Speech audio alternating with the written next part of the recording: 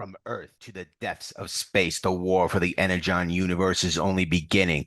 Three all-new stories from the Energon Universe featuring G.I. Joe, Transformers, and Void Rivals.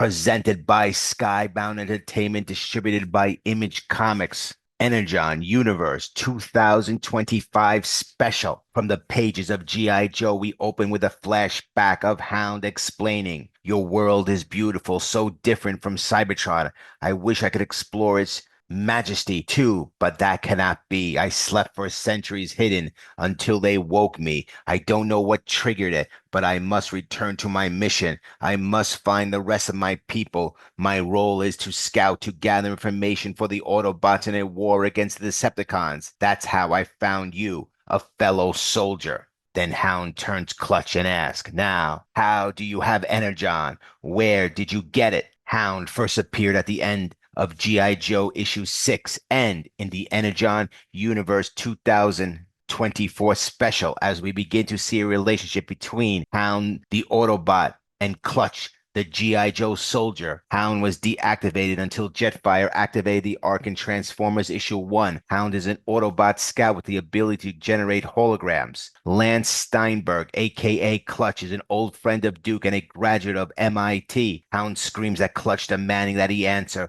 Clutch pulls out a machine gun and fires it at Hound. Hound screams at Clutch to stop as the bullets just bounce off him. Clutch shouts, "No way, you damn things killed good people." We see a flashback of the devastation caused by the Decepticons killing humans as Clutch runs from Hound shouting, "But I think I have an idea on how to take you down." Hound fires back, but seemingly not to kill Clutch, just to knock him to the ground. Hound says, "I do not want this fight," as Clutch replies, "You want Energon," while reaching for the Energon. He then says this was a mistake as he starts transforming, but Clutch grabs an Energon Cobra grenade and throws it at Hound. Hound, clearly injured, says, "I only want to talk. I am hurt. I can no longer transform," as Clutch walks over to him. Hound says, "I meant you no harm," as Clutch, beginning to trust him, replies, "I could take you back to the pit, but they rip you apart." Clutch visits an old buddy. The old buddy lifts a gun and Clutch says, "Whoa, hey, I come in peace." Clutch says, "Trakker." Trakker replies, "What do you want, Clutch?" Matt Trakker is from M.A.S.K, Mobile Armed Strike Command. However, after Miles Mayhem killed Andy Trakker and stole half of their jointly developed technology to form his criminal organization, Venom, Matt created M.A.S.K in his brother's honor. He now uses his share of tech to fight crime and counter Mayhem's growing threat. Matt had originally worked alongside his brother Andy and Miles Mayhem in the creation of the M.A.S.K tech. He often the first to uncover Venom's activities and leads his team with courage and enthusiasm, never afraid to take on the riskiest parts of the mission. Clutch continues, "Listen, I know it's been a while and you hate uninvited guests. Don't freak out, okay?" Clutch shows Trakker the injured Hound and says, "I need your help." Trakker replies, "Finally, bring it in." Clutch, surprised by his calm reactions. "Why are you not surprised to see a giant robot?" Trakker's working on Hound and says, "Never thought you'd get pulled into service, let alone with some top secret fighting force." "What did they say they were called?" Clutch replies, "G.I. Joe. If you want, I can talk to them, put in a good word. You fit right in." Trakker says, "I prefer to walk alone." Clutch responds, "Hey, how do you know how to work on this tech anyway?" Trakker smirks and says, "If I told you, I'd have to kill you." Clutch thinks Trakker is joking, though Trakker might not be. Suddenly, Hound shouts, "Incoming! We've got incoming! Run!" The Decepticon Ravage comes crashing through the window. He had also been tracking the Energon. Clutch screams, "What the hell?" as the Ravage has the Clutch, Hound, and Trakker in his sight. Trakker fires bullets at Ravage, but they just bounce off. Clutch knows bullets don't work against Transformers. Ravage chases after Trakker, knocking him to the floor. Clutch realizes Ravage is hunting the Energon, and suddenly Ravage locks onto it and lunges at Clutch. As Clutch falls to the ground, he raises his arms to shield his face, just as Hound grabs Ravage by the tail and slams him into a nearby machinery. Hound then grabs Ravage and hurls him aside. Hound fires as Ravage disappears. Clutch asks, "What the hell was that?" Hound replies, "We should go. They will return with more." Trakker has Hound and Clutch ready to hit the road again. Clutch thanks Trakker and tells him to stay out of trouble. Trakker replies, "Look like you found more than enough." He then adds firmly, "And don't tell anyone about this, okay? You didn't see me." Clutch says to Hound, "Okay, big guy, I think we got off on the wrong foot. Let's start over." Hound replies, "Ride with me." As Hound makes the iconic transforming sound, Clutch jumps into the vehicle. Clutch says, "You can stop calling me human, by the way. My name is Lance, but people call me Clutch." Hound replies, "You may call me Hound. Where did you get the Energon weapon, Clutch?" Clutch answers, "Oh yeah, well, it wasn't off any giant robots. I stole it off these guys called Cobra." Hound says, "Tell me more about this Cobra." We then cut to the swamps where a Cobra vehicle is stationed deep within an Energon-laced marsh. We find Buzzard in the swamps where a Cobra trooper says, "We're just here to move some of the leftover Energon from the swamps." Buzzard questions Destro's orders. The Cobra trooper replies, "We used to work with Destro, but now some new guy took over." Buzzard asks, "Does this new bloke wear a shiny faceplate?" The Cobra soldier responds, "Yeah, his name is Cobra Commander." Buzzard says, "That's the one. He took everything from us. Once we get our bloody hands on him." Buzzard, who has a chainsaw grafted on his arm, says, "It's war." The chainsaw was cut off by Nemesis Enforcer back in the Cobra Commander series.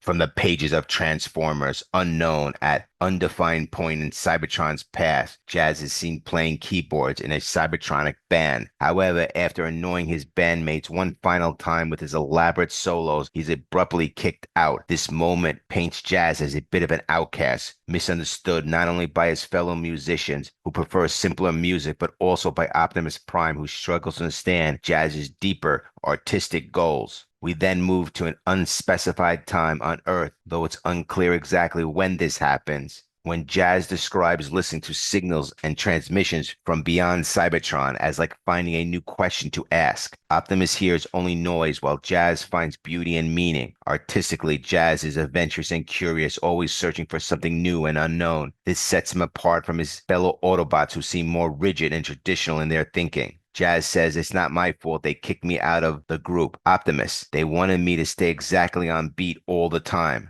I can't express myself when all I'm allowed to play is 16 notes in a 4x4 time." Optimus Prime then questions what the noise is. Jazz replies, "I have no idea. Wheeljack made it. He said he was trying to record interstellar movements from other galaxies, but he threw it out. He said all he could hear was this. He thinks this noise is worthless, but to me, these sounds mean something." Much later on Earth, Jazz hears music drifting from a cocktail lounge. As he listens to the jazz musicians perform, the art and the dialogue make it clear Jazz has finally found solace among like-minded artists. Optimus Prime asks, "Jazz, does this answer the question you discovered?" Jazz replies, "No, but it's darn close." The next story comes from Void Rivals, set on Quintessa. The Quintessons review recent events in the Energon universe.